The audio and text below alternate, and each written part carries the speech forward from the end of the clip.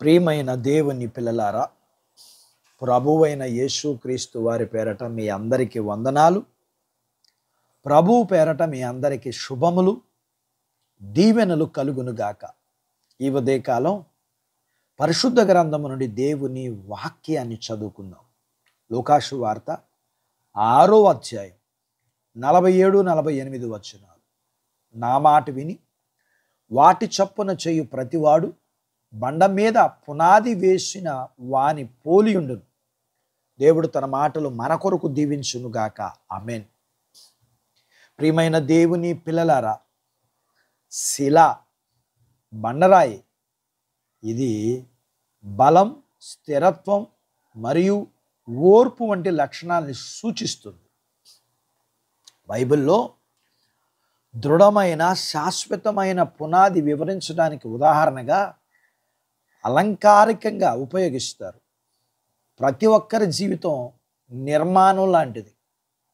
దాని బలం దాని పునాదిపైనే ఆధారపడి ఉంటుంది.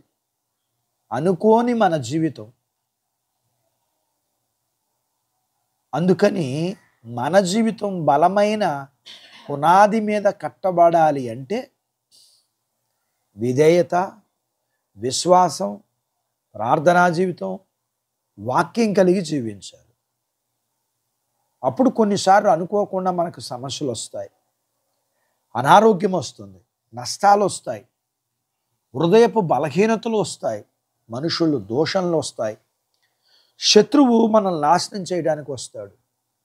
దేవుని మీద కట్టబడిన జీవితం వల్ల నిర్మాణం నిత్యం నిలిచి ఉంటుంది.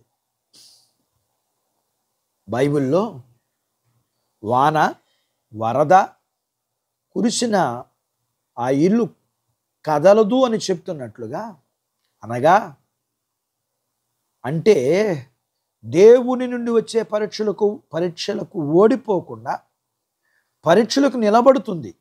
యోబులాగా యోబుకు వచ్చిన పరీక్షలు ఓడిపోకుండా పరీక్షలకు నిలబడింది. అంటే కారణం, యోబు తన జీవితమును దేవుని బండ మీద కట్టుకున్నాడు. అంటే విధేయత మీద, విశ్వాసం మీద, ప్రార్థనా జీవితం మీద, వాక్యానుసారంగా జీవించడం అన్నమాట. అలాగా మనుషుల నుండి సమస్యలు అనే మాటలు, నిందలు, అవమానాలు, దూషణలు, వారు నష్టపరిచే ప్రయత్నాలు మనము యోబులాగా, మోషేలాగా, దావీదులాగా, పౌలులాగా తట్టుకోవడానికి బండ మీద మన జీవితం కట్టుకోవాలన్నమాట. అంటే విశ్వాసం మీద, విధేయత మీద, ప్రార్థన మీద, వాక్యం మీద మనం కట్టుకోవాలి మన జీవితాన్ని. ఇంకా సాతాను నుండి వచ్చే ప్రతి ప్రలోభాలకు లోను కాకుండా వాడి ఆశలు, శరీరాశ, నేత్రాశ, జీవడబ్బు, ప్రభువుపై మనకి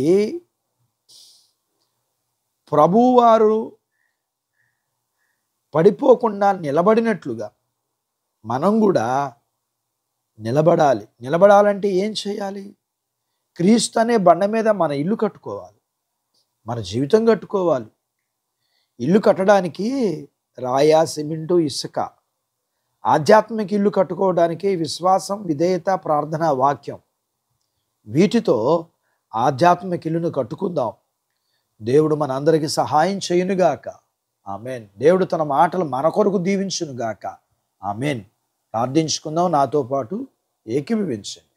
మమ్మల్ని మిక్కిలిగా ప్రేమించిన మా ప్రియ పరలోకపు తండ్రి, మీ పరిశుద్ధ నామమును బట్టి మీకు వందనాలు. ఈ ఉదయకాలం మీ పాదాల దగ్గర మీ లేఖనాన్ని మేము నేర్చుకోవడానికి సహాయం చేశారు. మేము విని, చదువుకుని, నేర్చుకున్న లేఖనపు సత్య ప్రకారం మా ఇల్లు, మా జీవితం పడిపోకుండా బండ మీద మేము విధేయత, విశ్వాసం, ప్రార్థనా జీవితం, వాక్యం మీద మా జీవితాన్ని కట్టుకుని